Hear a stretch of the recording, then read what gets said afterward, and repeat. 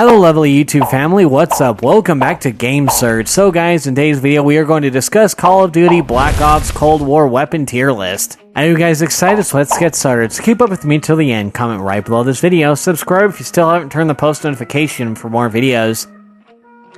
Number 3, B tier, DMR 14, Stoner 63, RPD, M82, M60, Horror 77, Gallo SA 12, 1911. B tier weapons are not the best, not the worst. They all have their niche moments, but they'll rarely carry players to the top of the leaderboards. LMGs as a whole find their home here. As they all fall into the same place in the meta, they always have situationally strong and objective-based modes, but otherwise very unwieldy and weak. Recoil, long reload times, and not particularly strong. LMGs in Black Ops Cold War are all around mediocre.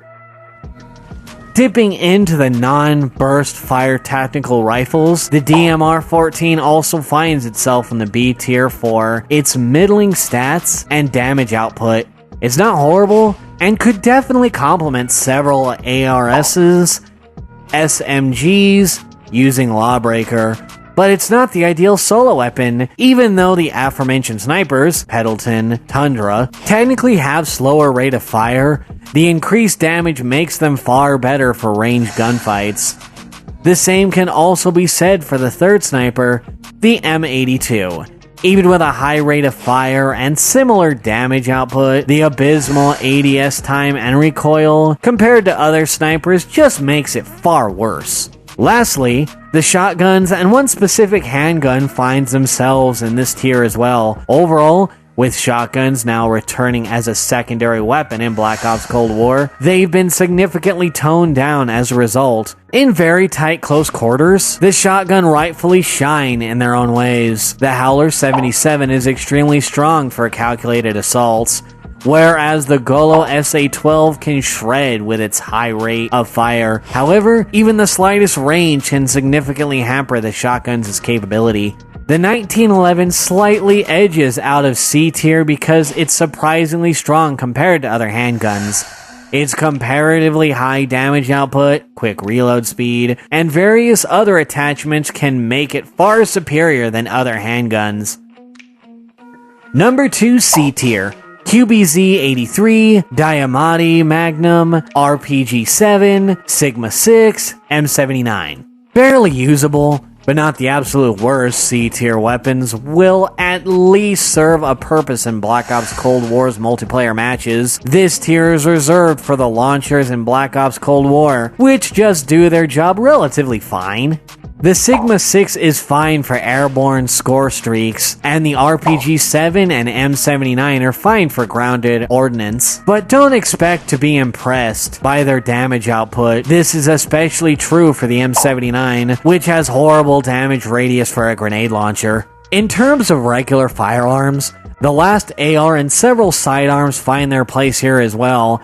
Huge recoil for an AR paired with middling damage output and fire rate. The QBZ-83 assault rifle is comparatively much worse than every single assault rifle and almost every SMG in the game. The Diamatti and Magnum lay here as well, as there's very few situations where these weapons are useful compared to any other secondary weapon. A burst fire pistol is typically never exponential, but the Magnum may be the surprising addition in this tier.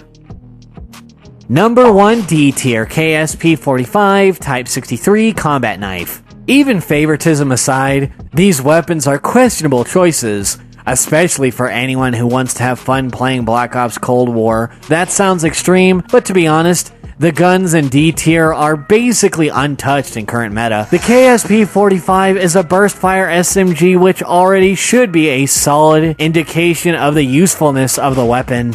Low damage output, whilst also being completely overshadowed by its counterparts as well as other burst fire weapons, makes the SMG really not worth players' time. The more unfortunate case in D tier is the Type 63, which is a shell of its former beta self. This tactical rifle used to be incredible, but the fire rate and recoil nerfs make this rifle far less usable now. And the combat knife? Well, it's a knife. In very few situations will a knife be usable in Black Ops Cold War, especially with how several of the maps feature long sight lines. All of the aforementioned weapons before D tier are much better and more fun to use. Don't waste time on these weapons in their current state. This brings us to the end of our video. I hope you enjoyed it. Hit like if you did, and don't forget to subscribe to our channel so you don't miss any of our videos in the future. Also, watch the 2 videos that are on your screen, as I'm sure you love them. With that, I'll see you in the next video.